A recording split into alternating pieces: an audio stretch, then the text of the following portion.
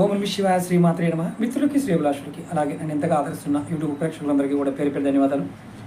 మిత్రులారా, ఈ షార్ట్ వీడియోలో గరుడ పురాణంలో చెప్పిన ఒక 5 విషయాలు మీకు తెలియజేస్తాను. ఈ 5 విషయాలు పాటించిన వారికి ఎప్పుడు విజయం వారి వెంటే ఉంటుంది. మొట్టమొదటి, శత్రువుల విషయంలో ఎప్పుడు జాగ్రత్తగా ఉండాలి. శత్రువు మిమ్మల్ని ఎప్పుడు ఇబ్బంది పెట్టడానికి ప్రయత్నం చేస్తుంటాడు. శత్రువు విషయంలో అలర్ట్గా ఉండండి. అంటే శత్రువు అని తెలిసిందంటే వాడితో మీరు జాగ్రత్తగా ఉండాలి. వాడితో సహవాసం చేయడం కూడా మంచిది కాదు.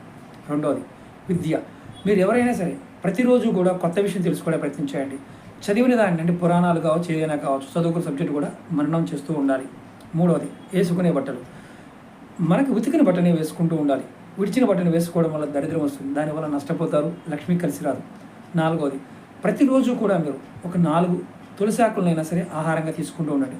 ఒక 4 కాకపోయినా ఒకటైనా తీసుకోండి. ఐదవది, దైవదోషణ.